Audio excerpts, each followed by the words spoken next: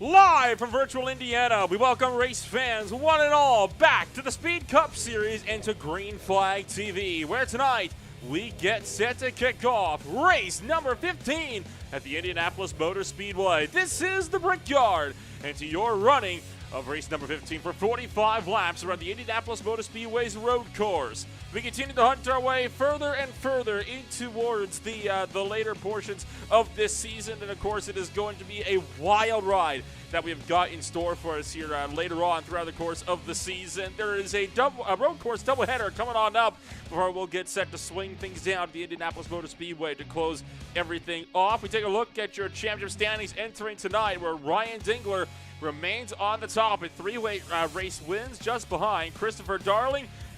Grant Peterson, Drew Eisman still tied at 2 wins apiece as well. But critically, Marty Plute just last week locking himself over into the playoffs with his race win. Came in controversial fashion over the Michigan International Raceway, but the controversy is behind us as we get set to go racing once again, this time over in Indiana. You can see Josh McDougall leads the way for the drivers that have still yet to points their way in. He sits 10 points clear of the likes of Matt Cherry. Doug Milner, as it stands, sits 26 points above Josh Emerson.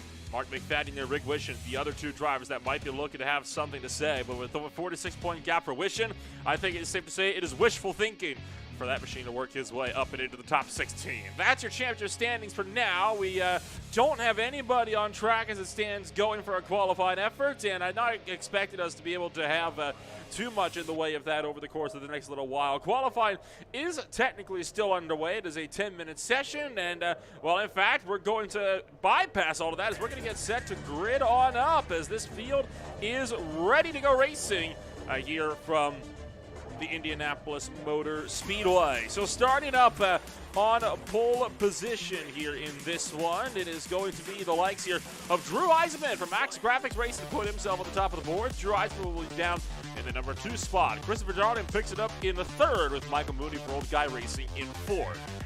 Mark McFadden going to be in 5th for Jawbo Motorsports. Rick Wishon will be down in 6th out of the Mid-South. Brandon McKinney will be in the number 7 spot. Ben Maxford from Maxgrafix Racing will be sitting in 8th. Carlton Charles from Cool Runnings Racing is going to be in 9th. Tim Branson out of California will wrap out the top 10. Only a 13-car field. Michael Mooney, Zach Howell, and Anthony Rayner will line it up at the tail end of this field with drivers from 6th on back opting not to put down times. And out of those 13 drivers, only 10 will be making it to the starting grid, as everybody else is going to be finding themselves starting from pit road.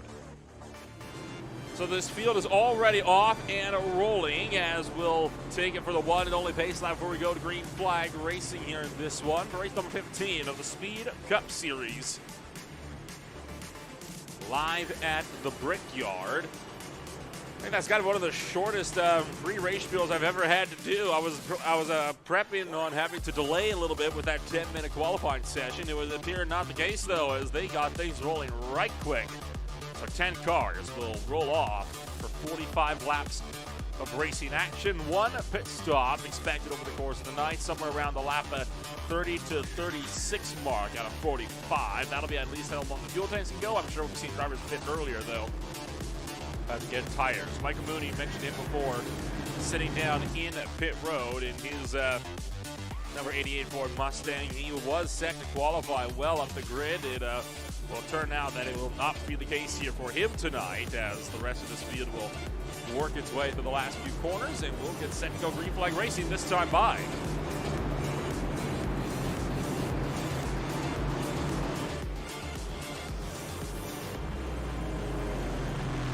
This road course, of course, having seen many iterations over its 23-year-long lifespan. It's a much shorter history than, of course, the Oval was opened way back in 1909. And over those iterations, we've seen many changes, but the overall layout remains for all intents and purposes, completely unchanged. This layout in particular, unchanged since 2014. And will be the layout that this field will use to set us off here tonight. So we're happy that you're joining us here on a beautiful Thursday night as the field will work its way over through turn number 14, working down to the front straightaway. Green flag will be up in the air this time by, and will be underway at the Brickyard.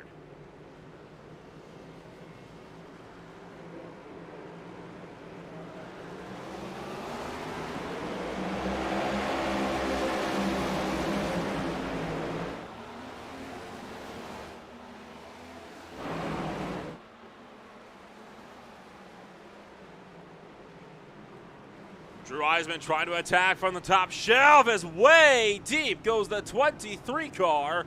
Ben Mashburn will go way down and into the runoff. He'll rejoin and have to let this entire field through. Up at the front of this field, though, Marty Plute has already pulled clear. He'll maintain that run for the race lead out of the turn 5 and 6 chicane as we hit the backstretch.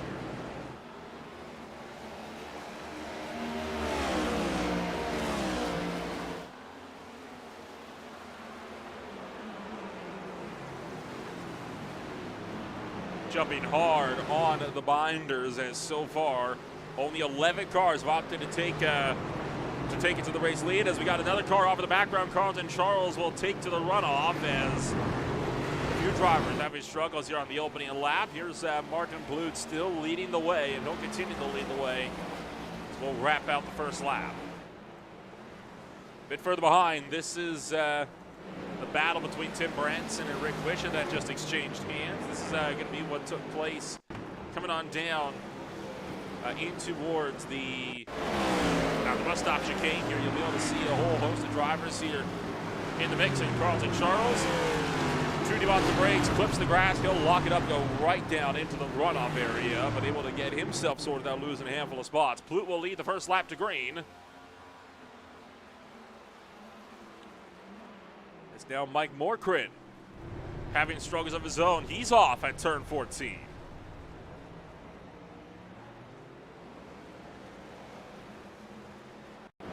So Morcrin also having it off. This is going to be coming back to about turn 12 here. Looking for the outside, of Mashburn, and that's going to send him a bit too far too deep. He's going to try to get himself sorted and ends up looping the car right in front of Mooney, who just left pit road. You see Charles also just tucked in behind, and throughout the bits of this, he's going to go off again at turn 13. And now Plute's off the track. Fights on for the race lead, and it's done and dusted like that as Martin Plute will take it to the runoff area, too deep into turn 7. Eisman said, "Thank you very much."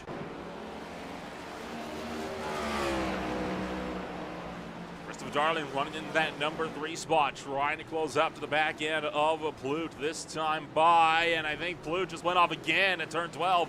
He's not the only one. Eisenman also taking it to the exit of the circuit as he'll try to now to fire his way up and around towards the main straightaway.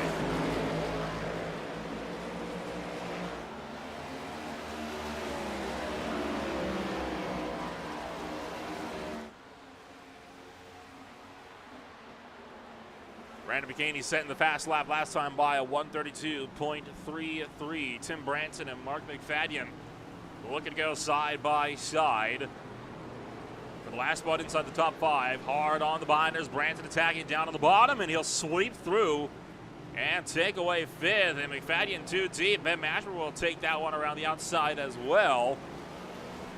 So Mashburn went down the inside of 1, had to secure that one from the outside of 2. Able to get himself sorted though, and that'll see him move up to 6th.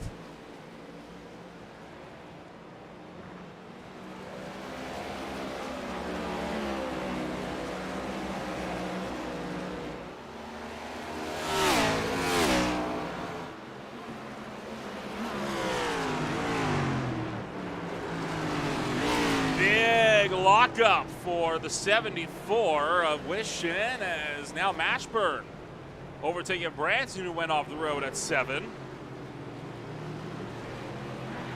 Branson, one of the most common points where you see drivers going off the track, as well as at turn 12, as now Plute again runs off the circuit, this time almost losing down third to Darling.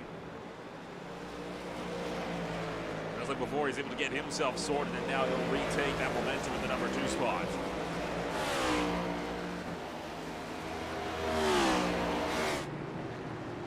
How about the fight between McFadden and Wishin? This is for 6th.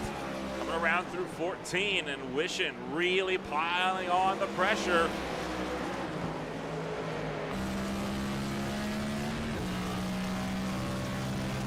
Wishin trying to close up to the back bumper. He can have this look here down and towards turn number 1. He's not going to be able to use it up the draft to get close. Bit of a lockup though from just up the road. McFadden smokes the right front, but able to get himself sorted.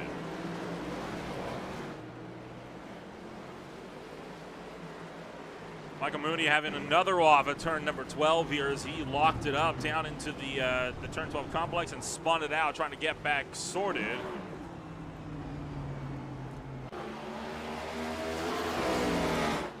As meanwhile, Rick Wishin and Mark McFadden continue to do battle with one another, and now this is quickly turned into a 3-car fight as you've also got Tim Branson in the fray as they'll lunge for that one down at the 7. Branson still trying to maintain his momentum on the mix of this, but it's a bit of a tough going as it stands. Branson trying to look left and right, trying to find a way to get through.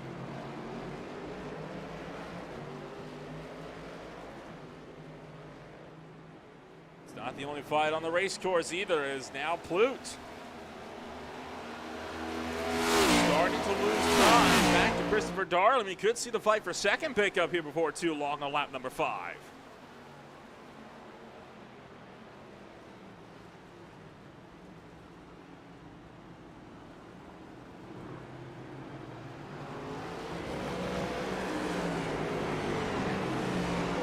Not able to close up enough. How about Wishin? What can he do against McFadden as we again rocket down that front straightaway?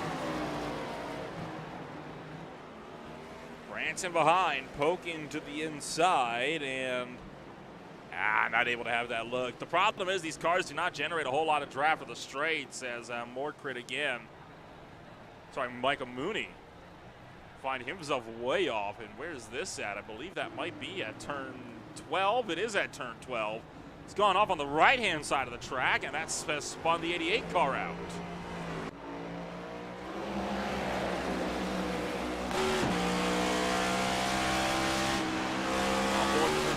Rick Wishin as he tries to chase down McFadden. You saw him, or you heard him lift out to the bottom there a little bit, coming down in towards turn 7. Allows McFadden to push himself a bit too wide.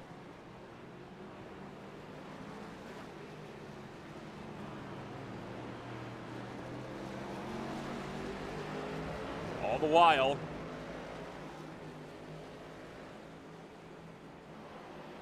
Rick Wishin still not able to close into the back of McFadden. He might have to use that chrome horn a bit here if he wants to get through. Tim Branson right behind, still trying to see if he can't throw his hat into the ring. Once this fight starts to pick up, we'll go through 14, and you see him trying to go for that little over-under move. We hit the front straightaway once more. McFadden still doing a good job on maintaining that run in the front of this train, but Rick Wishin looking to close that gap in. And this time it's too deep for Wishin as Branson will go through into 7th. Wishin smoking the front tires as he went too deep into turn 1.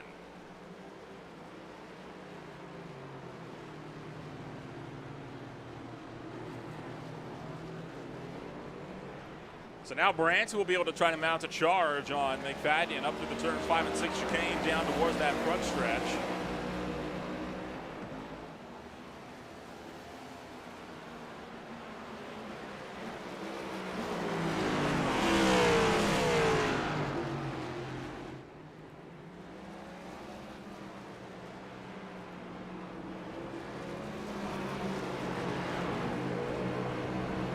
McFadden, Branson. and Wishon all still running line astern.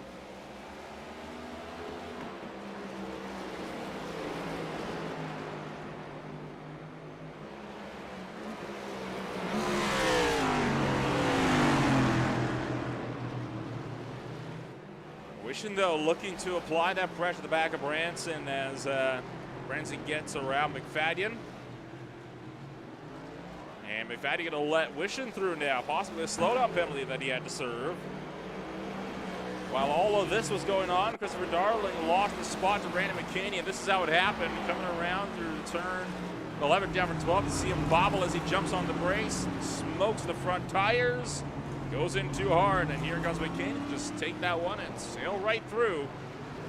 Darling had to take to the escape road. That used to be, that little escape road that they have there now actually used to be where the IndyCar layout ran way back for its solo layout down in 2013 when this track was reprofiled. It only lasted 1 year though, and then in 2014 they obviously switched to the current rendition that they have right now, and that has stuck ever since. And personally, I like that a lot more. I think the newer Turn 12 definitely flows a lot better than the old one did. Carlton Charles off the track again at Turn 1. He'll rejoin though without causing any sort of a, well, he's actually going to pull it off, and I think, what is he doing here? He's going to get himself going again, so that's interesting there for Carlton Charles. I'm wondering if he potentially lost gearing. You're going to look at this one here. This is on board with Charles.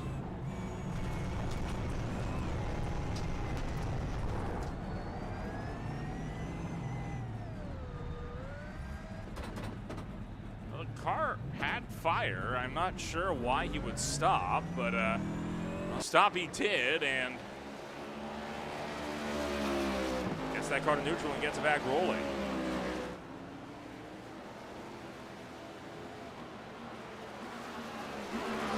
Drew Eisman setting the fast lap that last time by out of Houston, Texas, putting down a 1:31.07 for the fastest lap on the day thus far. Still a long way to go, though, for a multi-time winner who is looking to rack up his third win of the season. Or sorry, fourth win of the season now. And now Ben Mashburn has found himself in hot waters. He's going to go off the course. Mashburn getting in way too deep down into turn 7. Swings it off, but keeps pointing in the right direction.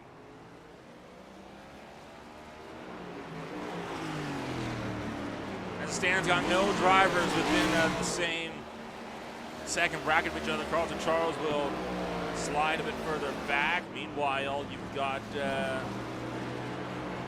Ben Mashburn.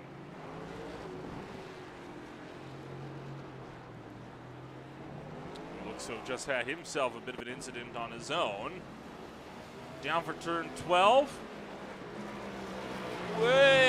Way too deep. He took straight to the 2013 layout.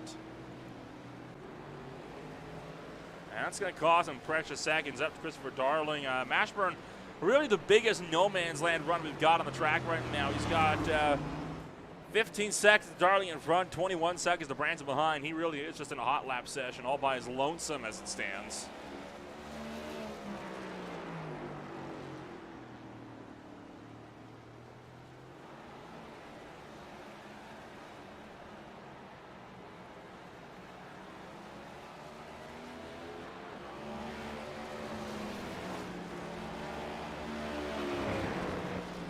Michael Mooney having more struggles down in turn 12, overshoots, goes deep, gets himself sorted, but he's also got 24 seconds back to Carlton Charles, so it's not like he had much he had to worry about. Closest actual pairing on the track would be Branson and Wishon. They're separated by about 2 seconds as it stands, and as I say that, Mashburn, whoa, Mashburn, way off. At turn 10, is that? That's a weird spot that to go off. He'll rejoin. As, whoa, yeah, he's lost the back end. Coming around through 9. And then out through 10. He just loops the back end and goes around. And Mashburn now will pull into pit row. This could very well be a day over for him if he opts to fully pull down and in. And that is exactly what he's doing, as he is speeding down pit road. So Mashburn calling it quits, which I find interesting. He was running 5th place. That's a good points day for him. It's not the best that he's been running off the track so much, but he could very well still stay out there and get himself some decent points. But that's going to tumble Mashburn down well out of the top 10. Still a good points haul, but not as good as he could have been getting had he run up in that 5th spot.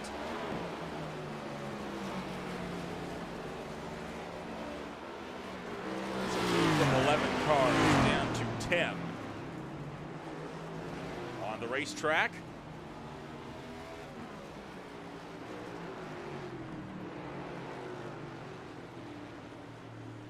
Wishing has been closing the gap in on Tim Branson. The gap now stands at about 1.5 seconds. This is well, I say that. It started off, remember, with Wishing up in front of Branson. He went off the track a few laps ago. See, ever since then, though, he's been trying to reel that gap back in. He's supposed to have been a while. He's now within a second. So he very well could overtake Branson within the next little while.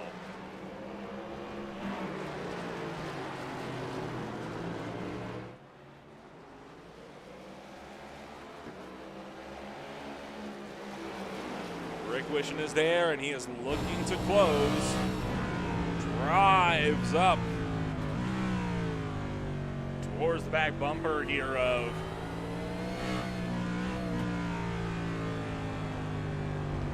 Tim Branson. Gap closes down to about 3/4 of a second, and now he's got the draft.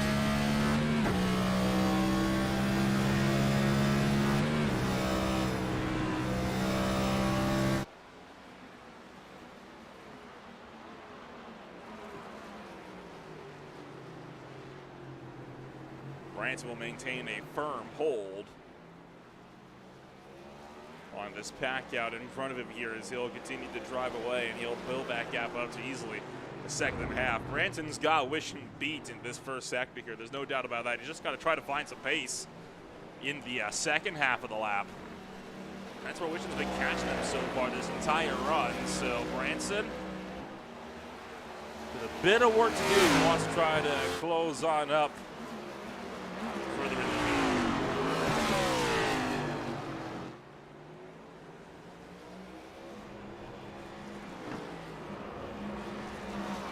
In fact, right there, I mean, Rick Wishing just closed in a second and a half within the same, like, 2-corner span that Branson did.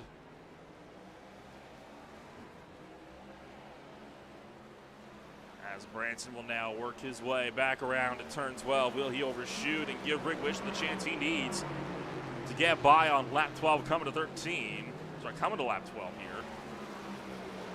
I don't believe he will.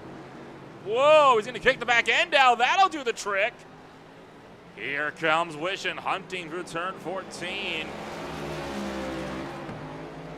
And, oh, hello, Wishing into the outside wall as Branson tries to let him through. And that'll easily see Rick Wishing retake the 5th spot. Right behind them, Drew Eisenman with the race lead coming through turn 12.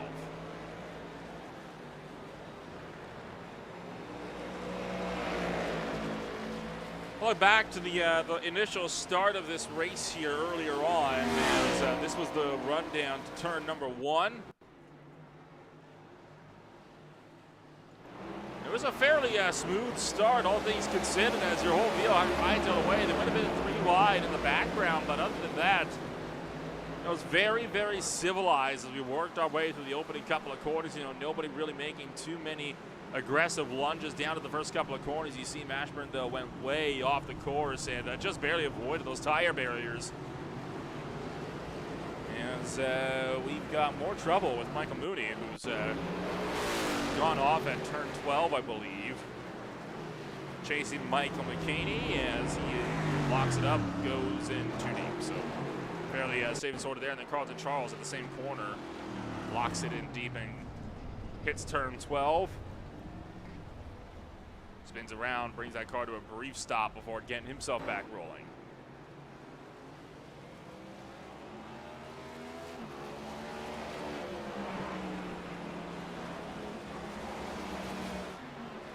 Michael Mooney, hello! Way off the track. Rejoins at 9. He's not the only one. Mike Borgfred has gone off at turn 12. Carlton Charles is stopped at turn 2. So Carlton Charles having more problems getting the car back rolling in the turn 1 area. Way too deep. No way he was going to make that corner. And I think waiting for the slowdown here to wrap on up before he gets back onto the racetrack, which honestly, fair enough. Well, we got this little bit of a lull here. We'll be able to give a shout out to some of the folks that helped keep the lights on here for the not the Street Cup Series, the Speed Cup Series. And this broadcast brought to you first and foremost by Beer Street Journal. Beer Street Journal has one of the largest online collections of original content dedicated to covering beer culture, education, the advancement of the beer industry. With thousands of articles, millions of unique visitors, and exposure in over 200 countries, Beer Street Journal is paving the way to enabling category growth, engaging a broader consumer base, and promoting better tasting beer for years to come. Beer Street Journal, the best in beer. You can find out more from them at beerstreetjournal.com. And by Maxgrafix. Maxgrafix has all of your graphic design needs, from NASCAR to sim racing, logos, banners, posters, t-shirt design, and other commercial uses. Find out more today at facebook.com/Maxgrafix Design. And last but certainly not least, by Twisted Steel Steak Appeal. Twisted Steel Steak Appeal is a top-of-the-line barbecue rub. And while it may say steak on the label, it is perfect as well for pork, seafood, chicken, and everything in between. If you can barbecue it, Twisted Steel is worth the try. You can find out more on barbecueproshop.com and searching up Twisted Steel Steak Appeal by Marty Plute. So with all our battles looking sorted for now, we're going to take a quick jump back. You're watching the Speed Cup Series. You're on Green Flag TV. We work our way deeper and deeper into this race. We're at 1/3 distance.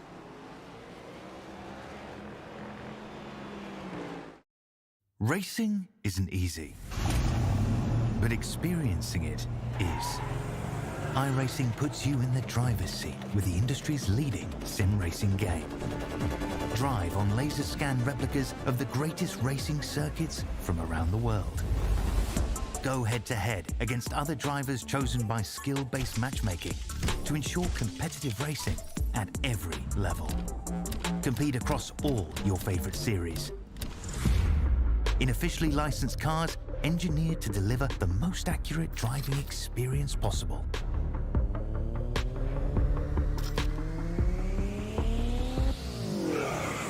Join a race or host your own with players from across the globe. Race against the computer or in a league with friends. Feel the thrill behind the wheel. Visit iRacing.com.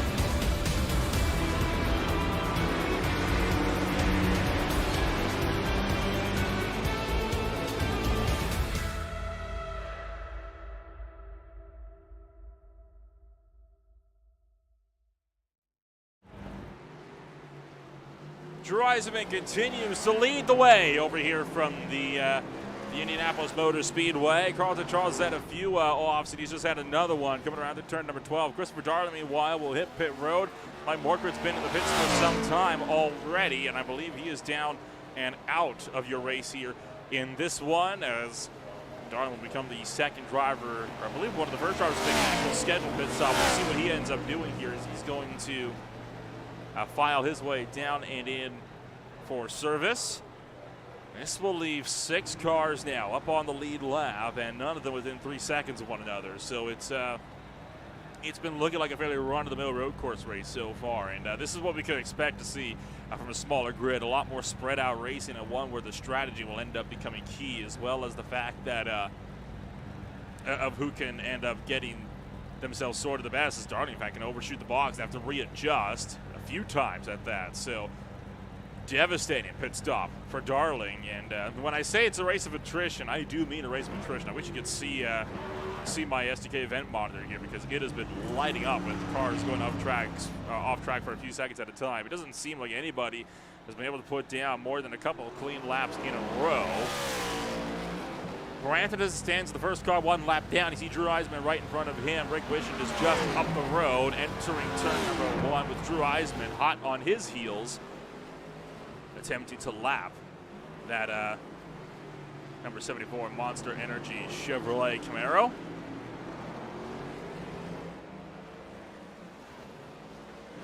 Eisenman fires off to the inside, and now Martin McFadden will enter pit road. So another driver will come down to the lane.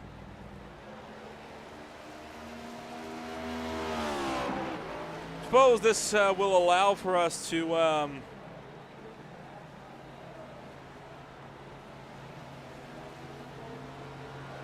of take a look at what's coming on up here, obviously, for the Speed Cup Series. I mentioned before that this is kicking off a road course doubleheader for us here in the last races of the regular season. Next week we swing out to Watkins Glen International, and then, of course, the Daytona International Speedway.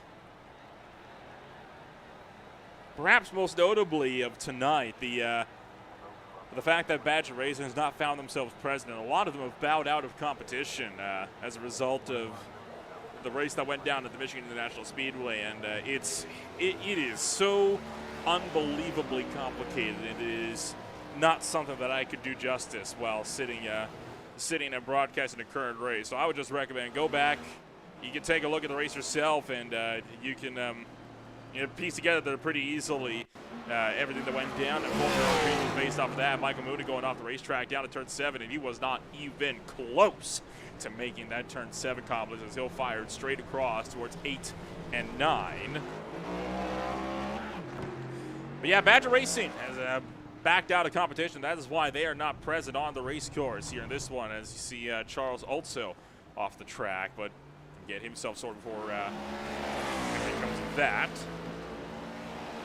It has been a question as to what's going to happen to the playoff spots by drivers held like Ryan Dingler, who's got 3 wins on the season. And right now, as it stands, they are being checked. We'll see if they're going to be dropped later on, though. That is obviously up completely to the league administrators, and it is up to them to figure out what they want to do in regards to that one. Marty Plute taking the fastest lap. He was last week's winner as a result of all of the events that went down there. Driving to Collinsville, Illinois, putting down a 1:30.54.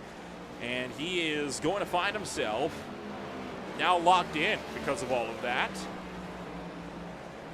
So he's able to kind of take it nice and easy, just ride here as it stands his Twisted Steel Chevy Camaro.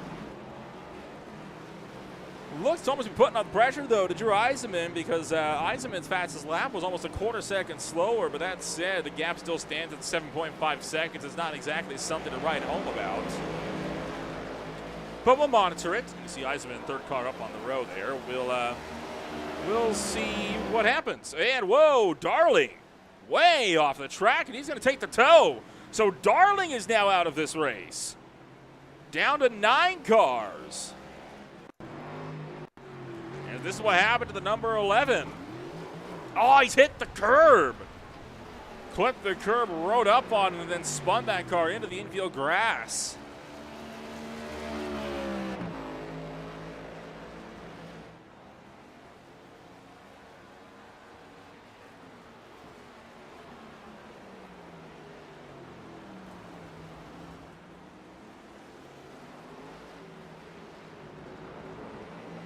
So now we're left with 3 on the lead lap. Eisenman, Plute, McKinney. The top 5 all have not yet taken a pit stop, so Wishington and Branson being a lap down is on pace alone, and I do believe McFadden as well will be down a lap at the end of all this. So we will have only 3 cars left on the lead lap by the time the pits cycle through. We're approaching halfway here before too long.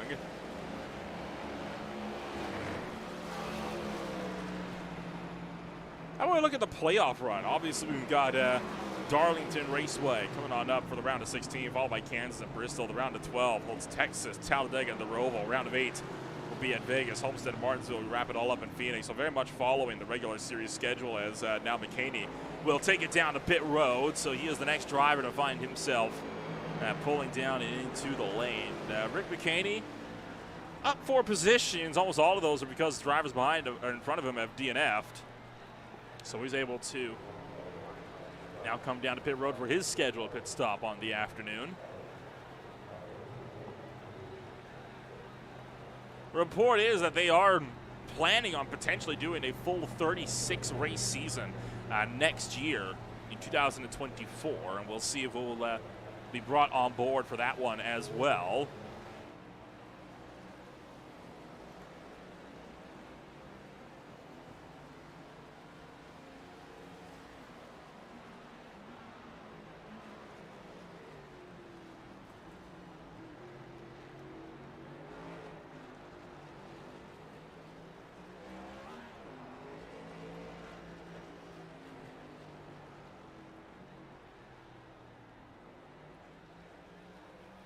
Carlton Charles has found himself off again down at turn 12. Turn 12 has been the trouble spot for a lot of drivers so far, and that runoff has not been kind to anybody, as Charles will fire on right in front of Eisenman, but well out of the way, so Eisenman able to pretty safely get up and around him.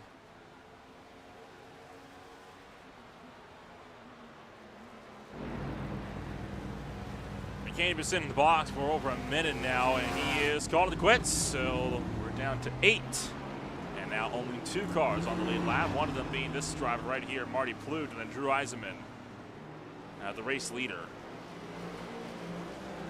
Rick Grisham, by the way, has got around Randy McKinney, and this is how that move came about. It's coming on down the front straightaway, and nope, sorry, that was indeed. Because McKinney had already left at that point in time.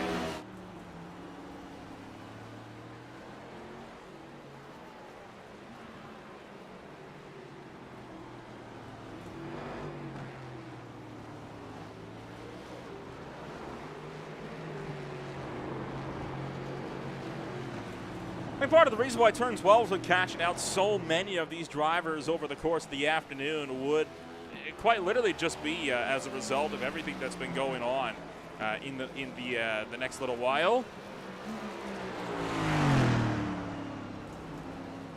And when I say that, I mean the fact that with the way these cars operate, you really can't brake and turn at the same time, and that is something that these turn 12 really demands. And even in Indy cars have problems with that sort of deal, as Charles goes off again at 13.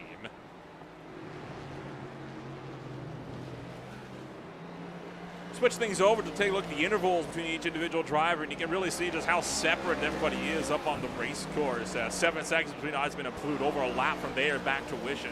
From Wishon, it's 6 seconds back to Branson, 24 seconds back to Mooney. McFadden, as it stands, a minute behind Mooney. So when I say we don't have anybody terribly close to one another, I really do mean we don't have anybody terribly close to one another. I'd look at a paddle if you have one, but we don't have one as it stands. So best we can do is kind of look up, and we can go top to bottom of the course of this field. And you know what?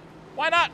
We're about halfway. May as well give ourselves that little rundown that we always do throughout the course of the race. This is your Green Flag TV midway race break. Drew Eisenman leading the way still, as he has completely dominated the race so far today and is looking set to drive away with this one. Martin Plute just set fast lap of the race for himself, running a 1:30.28. He runs in that number 2 spot. Rick Wishon wraps out the podium. He's the first driver 1 lap down. Tim Branson sits is just a little way behind him. He is running in fourth. That is the closest two cars we've got on the racetrack as a whole. Michael Mooney has had a few offs over the course of the day, but with all the attrition, he has now found himself fighting instead of a top 10, going up to a top 5. Mark McFadden runs in the sixth spot, and while Randy McKinney is in 7th, that will quickly go to Carlton Charles in just a little while here, and he is the last car that we have running up on the racetrack as more trouble for Michael Mooney. He went off the racetrack as well. We'll give another shout out to the folks to help keep the lights on here for the Speed Cup Series, and of course starting things off with Beer Street Journal. It is one of the largest online collections of original content dedicated to covering beer culture, education, and the advancement of the beer industry. With thousands of articles, millions of unique visitors, and exposure in over 200 countries, Beer Street Journal is paving the way to enabling category growth, engaging a broader consumer base, and providing better tasting beer for years to come. Beer Street Journal, the best in beer. You can find out more at beerstreetjournal.com. And by Maxgrafix. Maxgrafix is all of your graphic design needs, from NASCAR, sim racing, logos, banners, posters, t-shirt design, and other commercial uses. Find out more today at facebook.com/Maxgrafix Design. And again, last but certainly not least, by Twisted Steel Steak Appeal. It is a top-of-the-line barbecue rub, and while it may say steak on the label, it is perfect as well for pork, seafood, chicken, and everything in between. You can barbecue it. Twisted Steel is worth the try. You can find out more on Barbecue Pro Shop and searching up Twisted Steel Steak Appeal by Marty Plute. That's a rundown of your Green Flag TV midway race break as we continue to steadily clock our way through. We are now over half distance, coming to 20 laps to go. This time by, as it stands, Drew Eisenman will now put down the fastest lap of this race. He runs a 1:30.24, so Eisenman quickly taking the fastest lap back from Martin Plute, who still runs pretty firmly in that number 2 spot.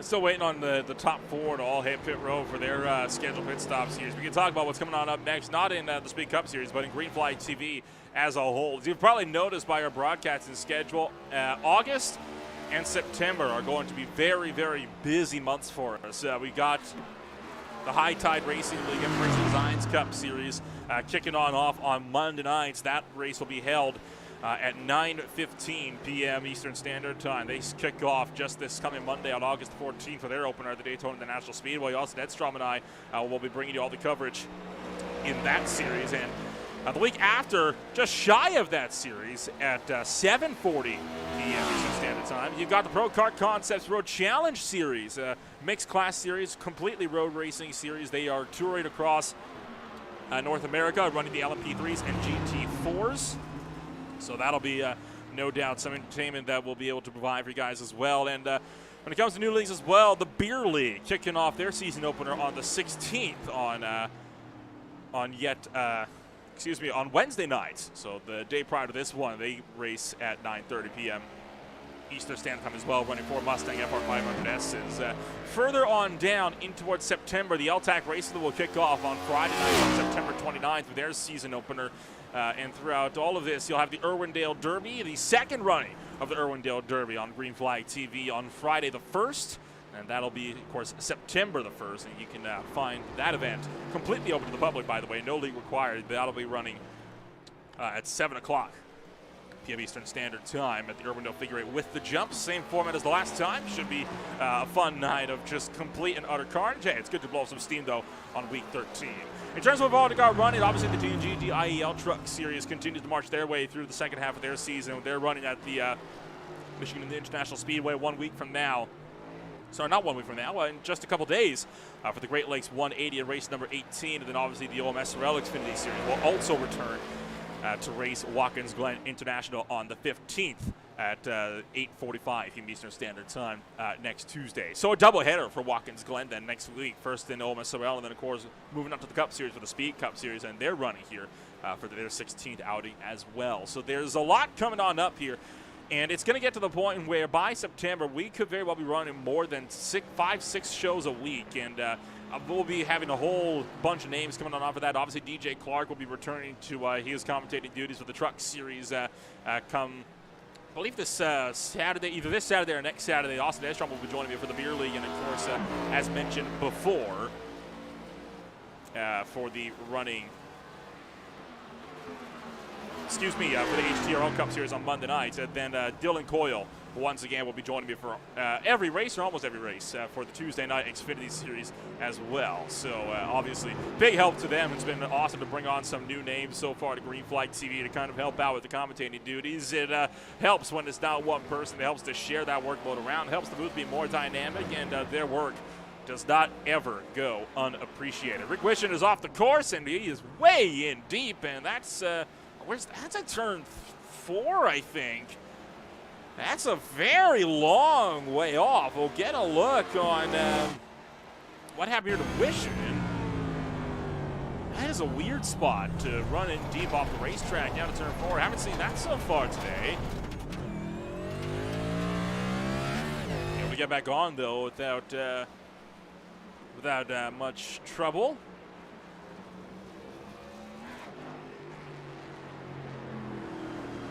Martin Plute, by the way, putting down the first 129 on the day.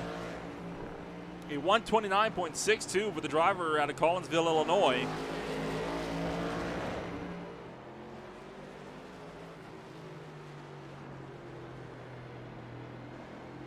So looking to close that gap in, but if you take a look at the gaps as a whole over the last several laps, you can see while it has closed in a lot, it's never really been by more than a couple tenths or so, and that lap might have been very well an irregularity for Plute as he ran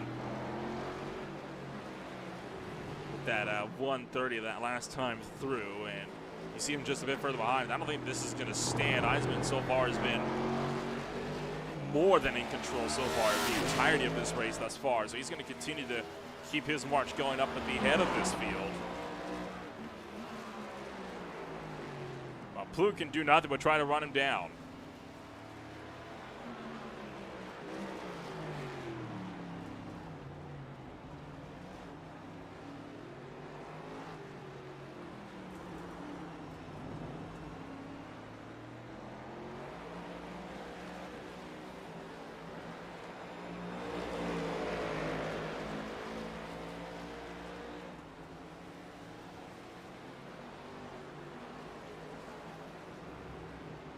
So we are still waiting on Eisman and Plute to come back down to pit road. We're going to take another step back. Once again, you're watching the Speed Cup Series at the Brickyard live on Green Flag TV. We'll be back in a few.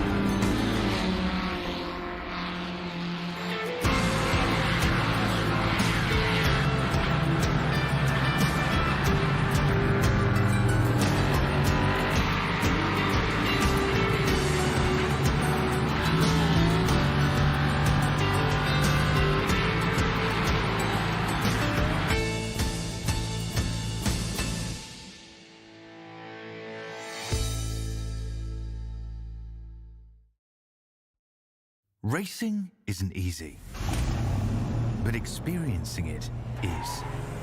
iRacing puts you in the driver's seat with the industry's leading sim racing game. Drive on laser scan replicas of the greatest racing circuits from around the world. Go head-to-head against other drivers chosen by skill-based matchmaking to ensure competitive racing at every level.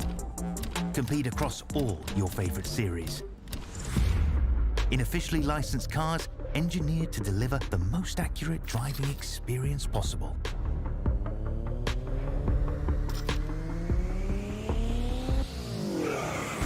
Join a race or host your own with players from across the globe. Race against the computer or in a league with friends. Feel the thrill behind the wheel. Visit iRacing.com.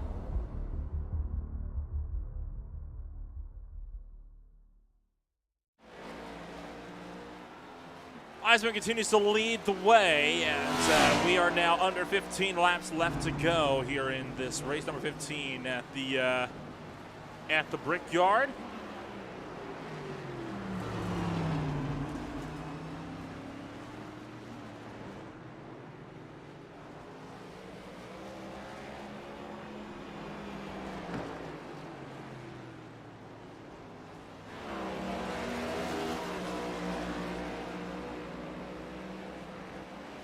Eisman and Plute remain the lone two drivers in the lead lap. They have still not yet come down to pit road. We know they have to yet. They'll be in within the next few laps here. We are in the pit window now. Rick Wishel as well has yet to stop. Branson has yet to stop. And Carlton Charles also has yet to stop. So apart from those drivers, everybody else has already come down and taken stops they need to. McKinney, Darling, Morgan, and remain the lone drivers that have not yet come down and into pit road. I think it's safe to say, speaking of which, we're going to see Branson coming to pit road here. I think it is safe to say that we are not going to be seeing anybody taking a new race win here in this one. This will go to Eisenman as they stand unless something really big happens. Mooney is also into pit road just behind. In fact, here comes Eisenman as well into the lane. Will Plute follow suit? He will not. Plute stays out. He'll try to get the race lead. He can get around Eisman by the line, and he will. So Plute will officially lead a lap of this race. The other folks are down into pit road. Rick Wisham, meanwhile, having it off at turn 4 again. And whoa, in deep, and he has almost found the barriers that time.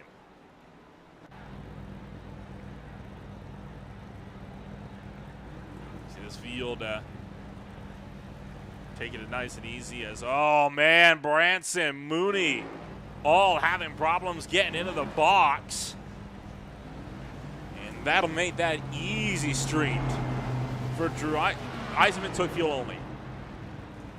Eisenman, I kid you not, he took fuel only. Why he took fuel only, I have no idea. I'm speechless. Why would you not take tires? It's a road course. You've been out there for 30 laps. I'd take tires. Everybody else so far is taking tires. He's the only one to go for that strategy.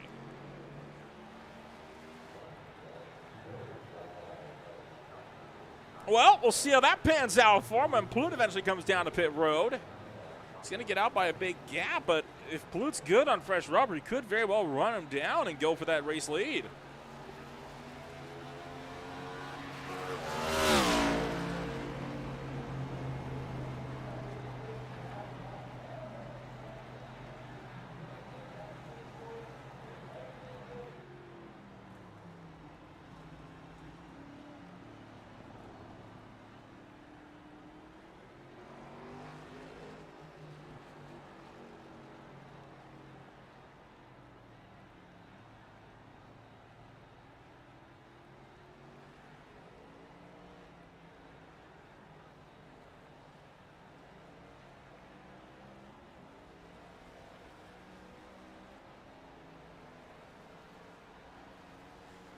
Plute will also come down into the lane this time by Eisman will overtake him for the race. Plute's also only... I have no idea. Plute just also took fuel only. I'm 99% sure. We'll get a look at that one more time. Want to see if he potentially only took one set of tires. I believe he took fuel only on that stop. He is into the box. Did he go up on the jacks at all? No. Fuel only for the top two.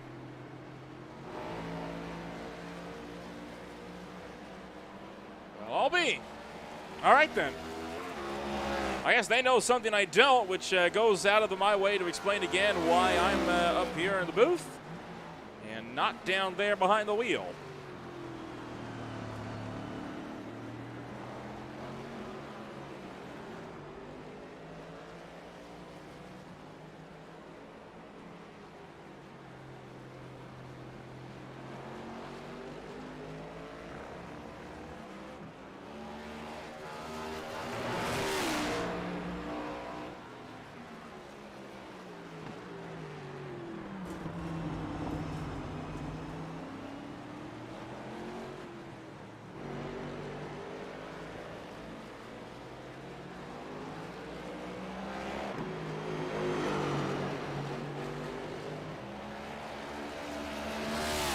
Kicking that back end down, and he's going to scrape the outside wall coming off of turn 14.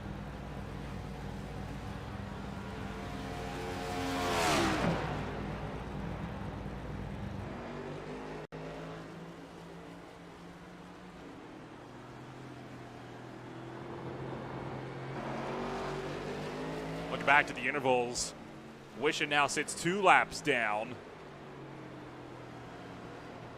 Gap potentially closing in between Michael Mooney and Tim Branson.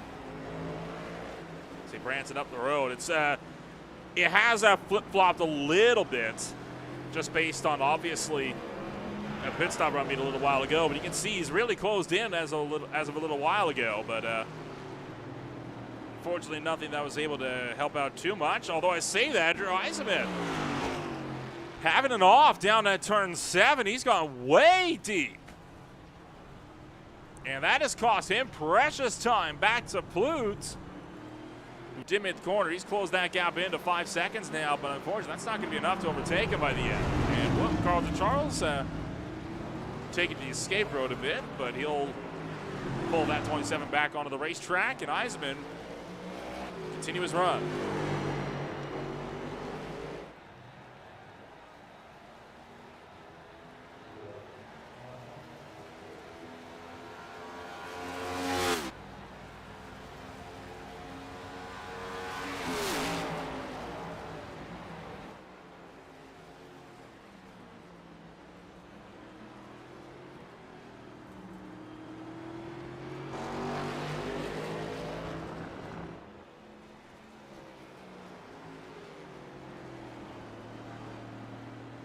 The gap for the first time will close in to just under 5 seconds. That has not happened in over 20 laps now in this battle for the lead, as Eisman is really driven away into force. That said, Plute has really been reeling him in, tucked in behind.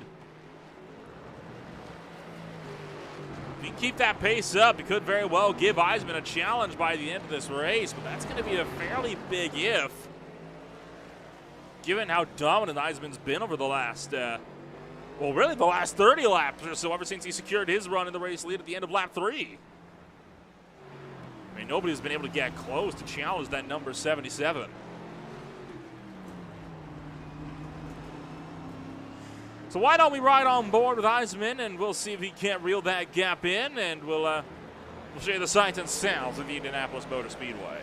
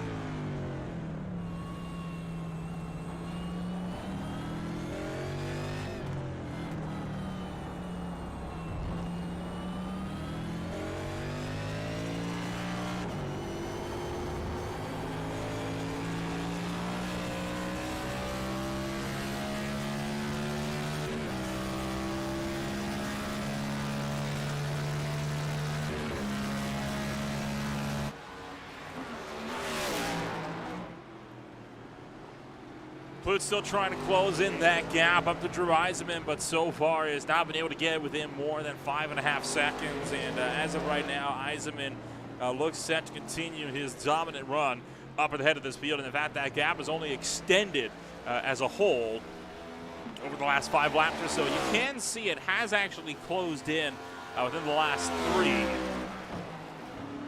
But there was a fair bit there where Eisenman was only building that gap out, and it's looking like that's only going to continue as time moves along, and we continue to march our way further and further towards the end of this race. And it's been a long race tonight, and it's going to be another interesting one when we get down to the Watkins Glen International Circuit over 1 week from now. As I'm sure all of these drivers are going to be looking to have themselves with some fairly solid runs over the course of the afternoon.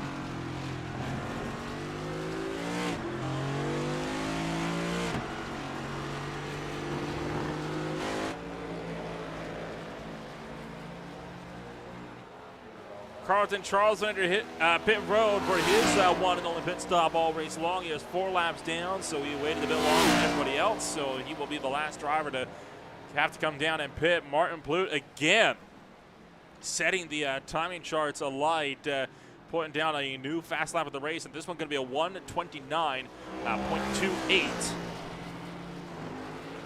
So Plute continuing to close this gap in. It's down to 4 seconds now. If he can close in about just over a second a lap, he could very well catch Eisenman, or at least be within the second by the end of this race. That said, it's a long way to go yet. If Plute wants to go for this race win, but he is catching up to Eisenman here. So who knows, maybe we will be able to get ourselves a battle for the race lead here in the dying laps.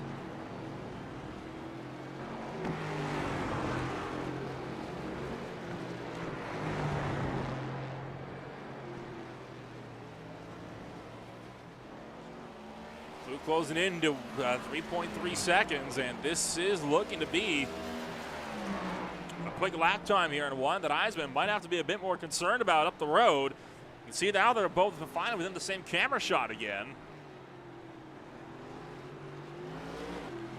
So it's crunch time now for Plute, and he's looking to close in, but he's only got 2 laps to do, so he would have to close in a 1.5 seconds a lap if he wants to catch him by now. Is it going to be enough? Compare the times of the stride this time by 1:30.03 for Eisenman, 1:29 for Plute. So again, sorry, 1:30.6 and a 1:29.3. So, as I say that, Plute's off the road, and that's going to cost him big time. I was just talking about he was closing enough. He could have gotten him at the end, but Plute going in too deep will cost himself. And Micah Mooney in the same position here as he locks it up down to the 7. And whoa, Carlton Charles in way too deep as well.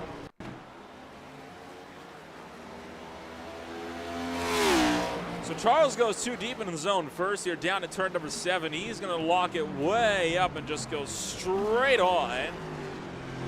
Meanwhile, right behind, here comes Michael Mooney with a full head of steam and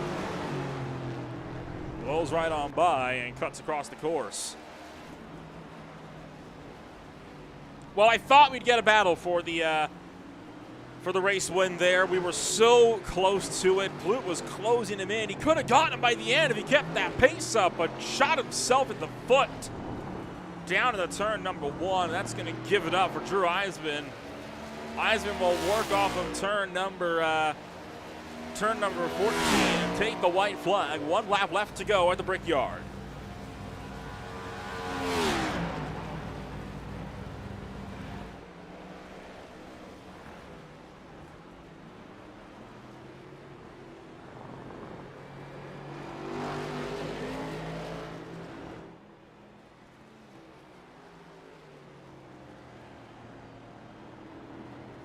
Eisenman working through turns 5 and 6 for the final time this afternoon. It's been a dominant drive, and he was looking a bit worried. I can imagine he was looking a bit worried there with Plute running him down in the last few laps. Now he just has to run a clean lap, and he'll be able to take away race win number 4. Oh, Plute's off again, chasing it too hard.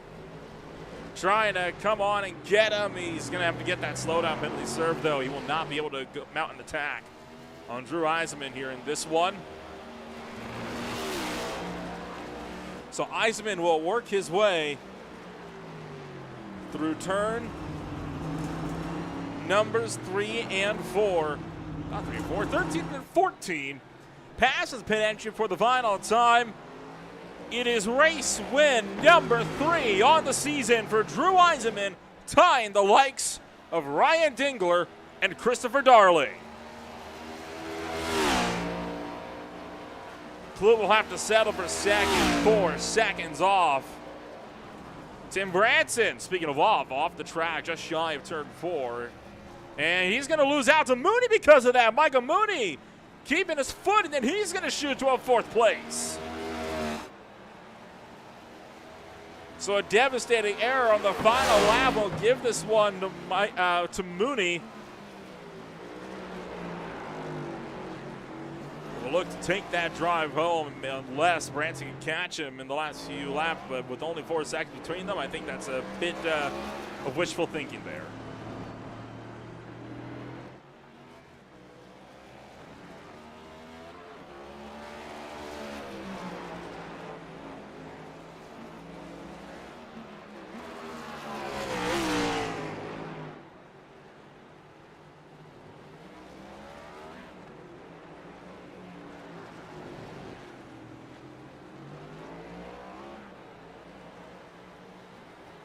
So Mooney will work out of the final couple of corners. We'll pick up a top 5 finish, and that will do it for us then here from the Indianapolis Motor Speedway, as we'll get set to take everything home and take stock of everything that we saw in play here this afternoon. And sometimes races don't produce the action we're hoping for, but hey, you can't have a barn burner every week, and low fuel counts won't help that either. Hopefully we'll get a higher fuel count as well for Watkins Glen in the National 1 week from now. We can get ourselves back to the action the Speed Cup Series is known for. Taking a look at your race results, though, we've got the likes of Drew Eisenman up on the pole position, taking the race win as well away from Marty Plute.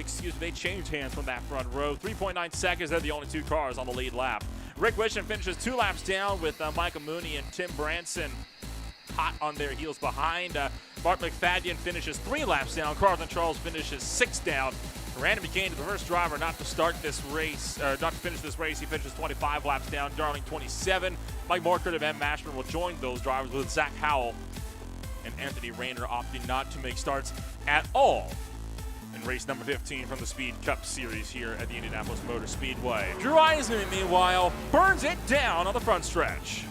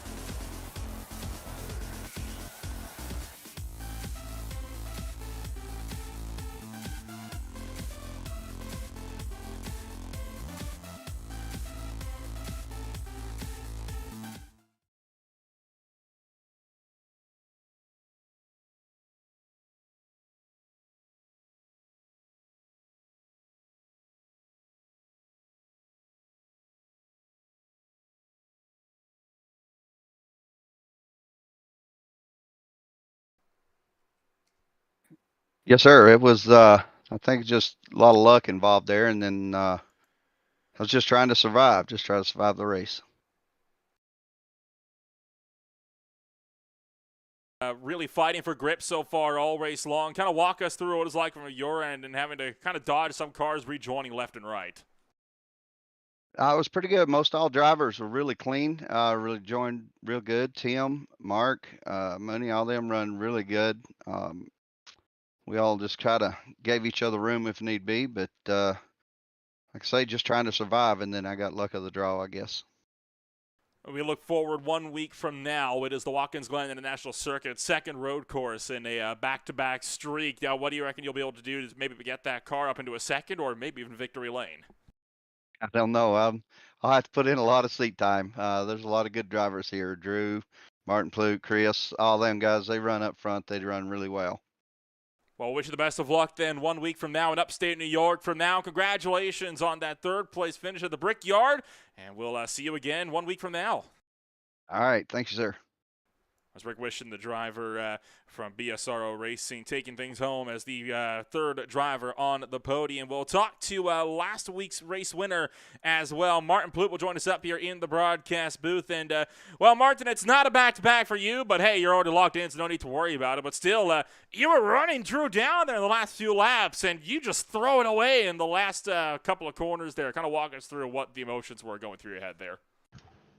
I threw it away. I don't know how many times tonight, but no, running those last 10 laps, had to run it 120% to try to catch him.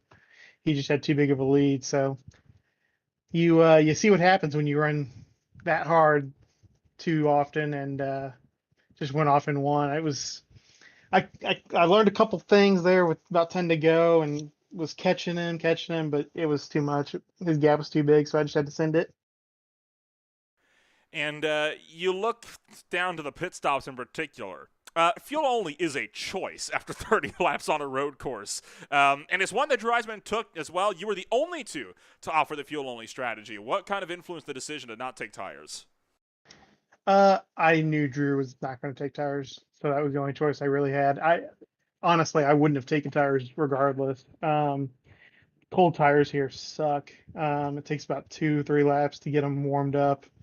And you kind of see from lap times that it didn't really matter. My fastest lap was, with 5 or 10 to go. So tires didn't really matter all that much. It was more about just staying consistent and not overheating them, which I did, with a couple to go. So yeah, the tire wear was not bad, and that's typical on road courses with this car, I think. So probably see the same thing next week at Watkins Glen.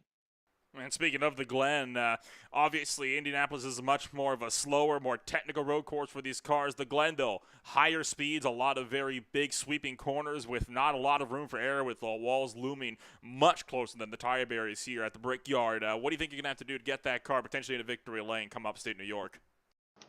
Wreck Drew. Well, if we see Drew backwards and you in the lead, we'll assume that's what happened in that case then. Yeah, but road course racing, Watkins Glen, it's fine. This is one of my favorites, for no real good reason. Nobody likes this track. Nobody likes this car on this tracks, but for some reason I really like it. So the Glen will be good. I think Chris is really good at the Glen too, so it'll probably be more than just me and Drew, although that was me up there is probably rare. So yeah, it should be good next week. Well, we wish you the best of luck then in Thunder Valley. For now, though, congratulations on the second place here in Indianapolis. Thanks. I'll see you next week. It's Martin Plute joining us up here from that second step on the podium. We'll move it on down to Drew Eisman, the man of the hour, the race winner at the end of the night. And, well, Drew, you had that 5-second gap at least throughout most of this race, but, boy, Plute had the pace to run you down to the last 2 or 3 laps there, but then, of course, shot himself in the foot by going off at turn 1. Kind of walk us through what those last 5 laps were like.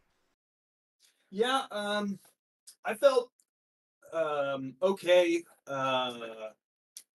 With my pace and running what I felt like I could do. What really set me in a bad position was below in what was it? Probably 1, 2, 3, 4, 5, 6, turn 7, I guess. The turn at the end of the backstretch with I think 8 to go. And I went from almost a 9-second lead down to a 4.7 second lead. So that's what kind of set me up, and then blowing, I don't know how many freaking corners at the very start of the race. I mean, it must have been at least twice in the first few laps. If that stuff wouldn't have happened, then, I think it would have been a little more comfortable. But Martin definitely had outright speed over me I felt pretty comfortable doing what I was doing once I kind of figured it out and got specifically that right-hander for that last little infield bit before you come on the front stretch. Once I got that down after those mistakes early in the race, I felt like I knew exactly what I could do. I know the lap times I could run. I know I could probably knock a couple tenths off if I needed to. But I could only run about 30 flat, and I think Martin got down in the low 29s. So yeah, he had the pace. It's just I think when you're pushing that hard, you're probably going to make some mistakes, and that's what happened. Just a little bit at the end, but he made me earn it. That's for sure. And obviously, we look forward now towards the next week. You take home the race win here tonight at Indianapolis Motor Speedway. It's win number 3 now for you. You've tied Dingler and Darling for the most race wins on the season. Do you reckon you'll be able to go for 4 and break that streak here coming on over into Watkins Glen? I mean, the goal, definitely to win Watkins Glen. I think this was the road course I was looking forward to the least. I'm kind of turning into a dollar store version of Marcus Ambrose. I could only apparently win on road courses. But yeah, I mean, that's the next one's another road course. I mean, I know Watkins Glen a lot better than this track. I've only raced on the Indy Road one time before this, and it was in an open wheel car, which drives completely different to this. I mean, I think everybody here in speed has quite a bit of experience with stock cars at Watkins Glen, but this thing drives totally different than other stock cars. So I'm looking forward to it. We'll see. I would say Sonoma tends to be pretty good to me. Chicago was a lot of fun. This, I felt okay once the race got started. Didn't have a lot of confidence coming into it. So yeah, I mean, Watkins Glen, sure, why not? We're going to try. Well, we'll wish you the best of luck then in Thunder Valley. For now, though, congratulations once again on the race win. We'll see you next week. Thanks, Nolan. That was Drew Eisman out of Houston, Texas, joining us up here in the broadcast booth. And, well, that is going to just about do it then for our broadcast viewing here tonight. And it was, again, not the most exciting of the races, but, hey, you can't have an exciting race every week, or it wouldn't make the exciting races feel all the more special. Coming on up next in the Speed Cup Series, it'll, of course, be Watkins Glen International before we swing back to Daytona for the last race of the regular series season. And within the next week, you'll be seeing the Team GGIL Truck Series once again swing up to Michigan International Speedway for the Great Lakes 180 for race number 18. And then, of course, the High Tide Racing League MF Racing Designs Cup Series has their season opener at Daytona coming on up on Monday at 9:15 p.m. Eastern Standard Time. The OMS Relic Xfinity Series will be visiting us here at the Watkins Glen National Circuit as well come next Tuesday. And the Beer League has their season opener then on Wednesday night at 9:30 p.m. Eastern Standard Time. So all of that and more will be coming on up next week on Green Flag TV. We'll see you all next week when we swing to upstate New York.